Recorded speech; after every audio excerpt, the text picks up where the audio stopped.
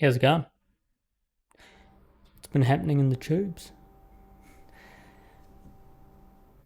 Something that's been stuck on my mind of recent that's got me going down a rabbit hole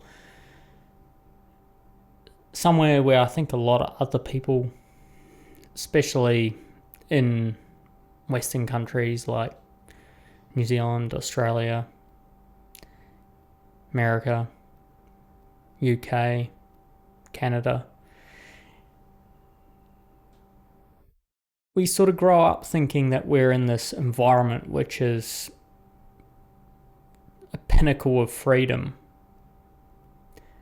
And I think when certain elements of that environment get tested, it sort of brings back a bit of a veil, reveals some stuff that you may have known deep down, but you didn't really want to face because it kind of goes against a lot of potentially what you consider important. I think the last 18 months now it's probably been longer, it's getting close to 20 months, has made me realise the importance of true freedom. I think when you're essentially in a cage, when your environment around you is restricted, but that's all you've ever known, you create these bounds that pretty much you see freedom within that zone because you don't really know what's beyond that.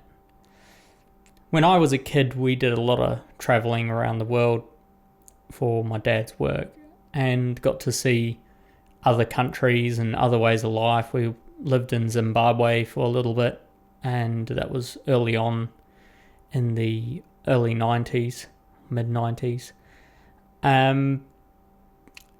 And you kind of see how even like the different definitions of what people consider free and freedom of expression.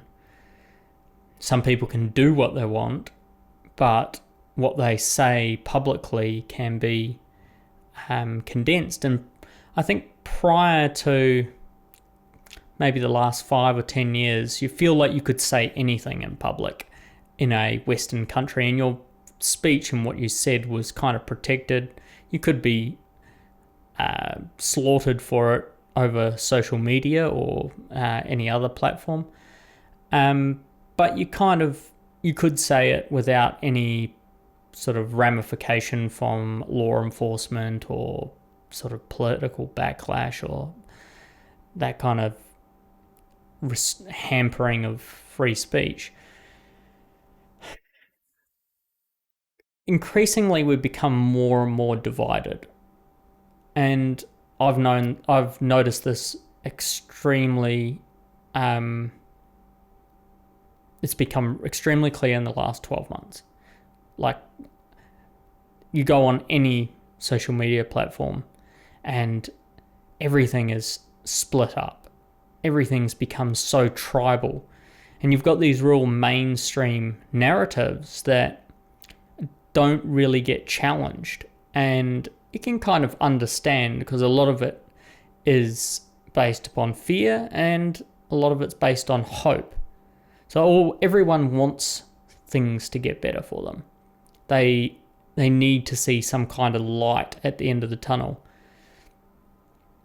and potentially anything that gets in their way of that end goal is going to be their enemy or something they really despise.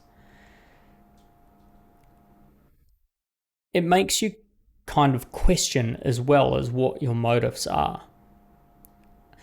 I'm someone who, of recent, or maybe the last 10 years, since I got into financial markets and understanding economics more, I kind of always take the opposite side of the trade that the majority of the people are on. So if everyone is saying this is amazing, this can keep on going on, this is going to go on forever, we're going to be so rich, whatever, I tend to jump on the opposite side of that and take the contrarian view.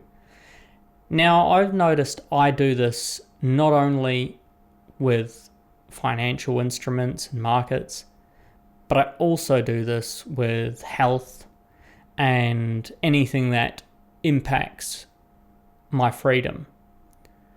So if I see something potentially challenging my freedom, and that can be something that could happen down the track. So it might be something that's evolving now, but the ramifications might be in another 5 years or 10 years. May not be a leader that implements those policies that could be a current leader that could hamper my freedom now, but it could be another leader that takes advantage of those policies that have been put in place. That weighs on me pretty heavy. And in a country like I moved to Australia in 2006, and when I moved here, I kind of, Australians would always joke, especially up in Queensland here, but I think this is pretty much widely accepted throughout Australia, is that Australia is a police state, and I kind of shrugged it off because I never had any problems. Even now I have some friends who are officers, and I never really understood the context of it until a couple years ago, where you see the fear for anyone speaking out. And it's not just police state as in actual police, it is the fear of going against like a government narrative and the consequences potentially of that. In the last 12, 18 months, you've seen a lot of crushing of opinion that's just contrary to what the mainstream opinion is. And maybe that's warranted. Maybe some of that is fear-mongering. But then I would argue that can happen the other way as well. And there's no one squashing it when there's fear-mongering coming from the government or their mouthpieces in the press. Is that something to automatically go against? Another instance of going counter trend would be what I do for my own health and what I did in the last 10 years. I had health issues in my mid-20s that caused me to almost lose my life. And since then, I kind of took an approach to going against the mainstream narrative on what health was. So when everyone was saying you should go vegan because it's healthy, I took the opposite side of that trade and I went full meat. And I ate nothing but meat. And I started noticing something interesting is if you keep an open mind to something, sometimes you try something and it doesn't work. But if you go in having an open mind, willing to be challenged, and willing to also listen to what the people who are challenging you have to say and process it and try and remove as much of your bias from that discussion as possible, which is really hard. We form bias over time and we tend to reinforce them as time goes on.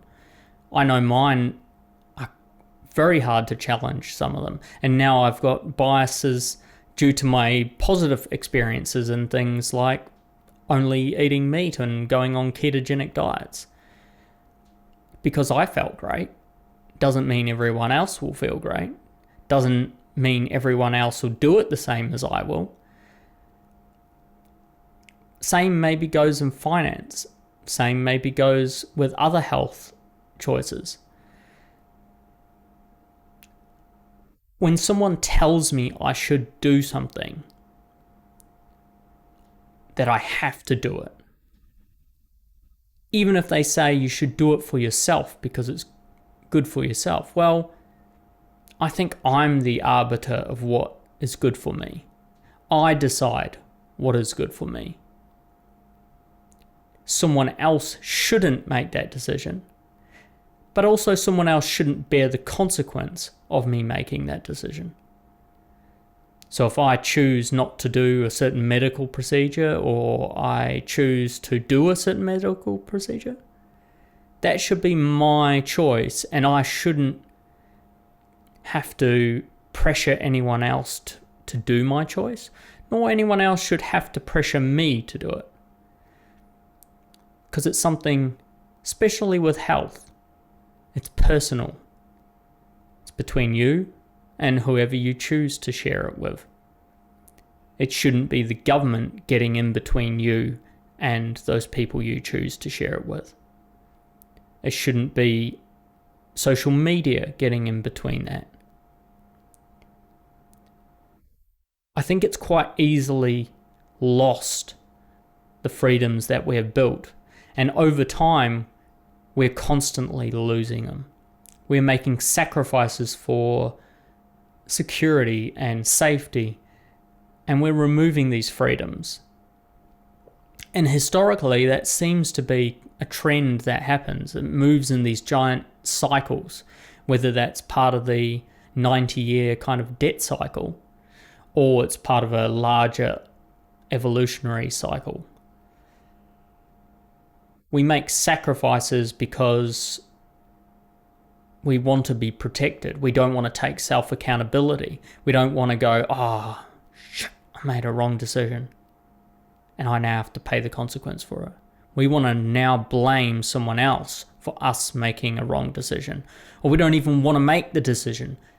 We want someone else to make a decision so that if it goes against us, we have no accountability. I feel like in all of these endeavors, you're just giving up control, and you're giving up what makes humans special and individual, is these abilities to make good and bad choices and bear the responsibility of them and learn from it.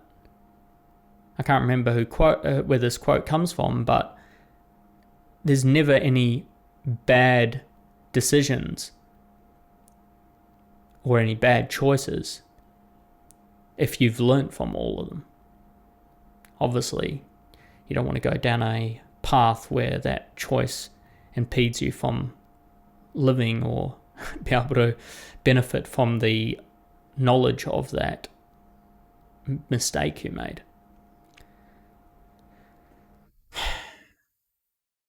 Yeah, this is definitely something I think we're going to have to challenge even more going forward.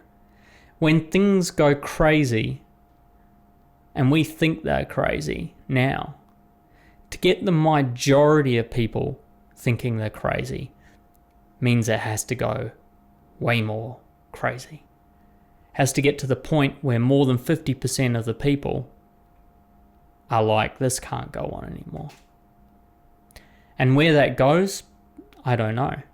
I have a feeling it's going to revolve a lot around health and current health directives. And it may even go down the vein of increased taxation on certain people and their lifestyle choices.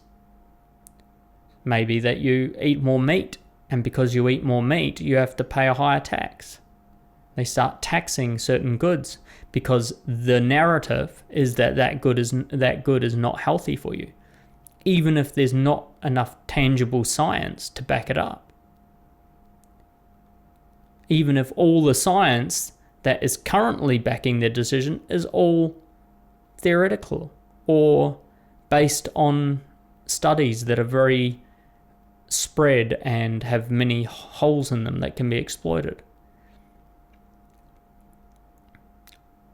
the one thing you kind of know is that we will experience things going way more against what if you're thinking right now it's crazy, I think it's going to get much more crazier. Obviously, that's not going to be for everywhere. Just in Australia, you look at the difference between, say, Victoria and Queensland, or even Western Australia and Victoria. All of them have a different approach to doing something that seems kind of the same. And it's basically a trade-off of freedoms. Everything seems to be a trade-off. Whether that trade actually pays off, we're yet to find out. And only time will tell, and I don't think we're going to see a government-led mission that is going to solve any of these problems. I don't think it comes from government. I think it comes from people realizing what's going on. We've got to wake up, and we've got to take accountability, and we've got to make decisions that garner what we want to accomplish in the future, what we want to see, the freedoms we want to have. This is a bit of a thought that's been definitely weighing heavily on me the last few months. And I'll probably talk a lot more going forward about freedom, or the perceived freedoms we have, and what we have to potentially lose. Hope you enjoy this and have a wonderful day. Thank you.